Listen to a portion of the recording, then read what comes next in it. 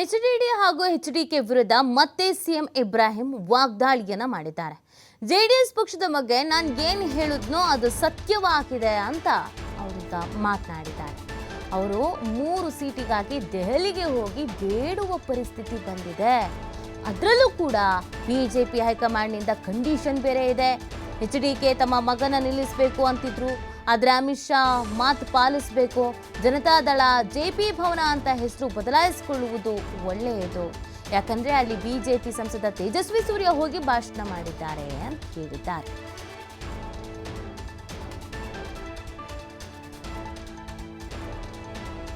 ಸಂತೋಷ ಏನು ಅಂತ ಹೇಳಿದ್ರೆ, ಜೆಡಿಎಸ್ ಪಕ್ಷದ ಬಗ್ಗೆ ನಾನೇನ್ ಹೇಳಿದ್ದು ನನಗೆ ಅದು ಸತ್ಯವಾಯ್ತು. ಇವತ್ತು 3 ಸೀಟಿಗಾಗಿ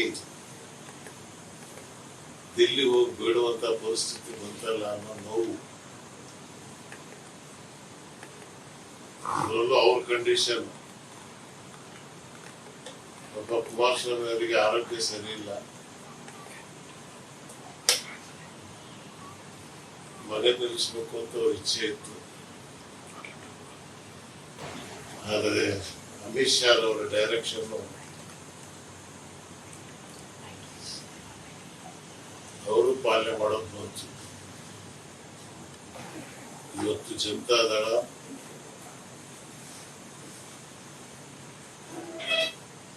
ಜಯಪ್ರಕಾಶ್ ನಾರಾಯಣ್ ಭವನ ಅಂತ ಹೆಸರೇನು ಇಟ್ಕೊಂಡಿದ್ದೀರಿ, ಅದನ್ನು ಬದಲಾಯಿಸ್ಕೊಳ್ಳೋದು ಒಳ್ಳೇದು ಅನ್ಸುತ್ತೆ ನನಗೆ. ತೇಜಸ್ವಿ ಅವರು ಹೋಗಿ ಭಾಷಣ, ಯಾವತ್ತು ಮೈತ್ರಿ ಪಕ್ಷದವರಿಗೆ ಪ್ರಧಾನಮಂತ್ರಿ ಬಂದಾಗ ಕರೆದು ಪಕ್ಕದಲ್ಲಿ ಕೂರಿಸ್ತಕ್ಕಂಥದ್ದು ವಾಡಿಕೆ. ಇಲ್ಲಿ 2 ಸಲ ಮೋದಿ ಬಂದ್ರು ಕೂಡ ಇದನ್ನು ಕ್ಯಾರೆ ಅಂತ ಕರೀಲಿಲ್ಲ. ಏನ್ ನನಗೆ ನಮ್ಮ ನಾಡಿನ ಸ್ವಾಭಿಮಾನ ಇಲ್ಲ.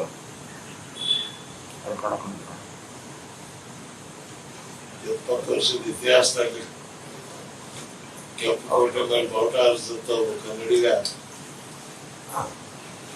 92 ವಯಸ್ಸಿನಲ್ಲಿ ಈ ಪರಿಸ್ಥಿತಿ ಬಂತಲ್ಲ ಅನ್ನುವಂತ ದುಃಖ ಇದೆ.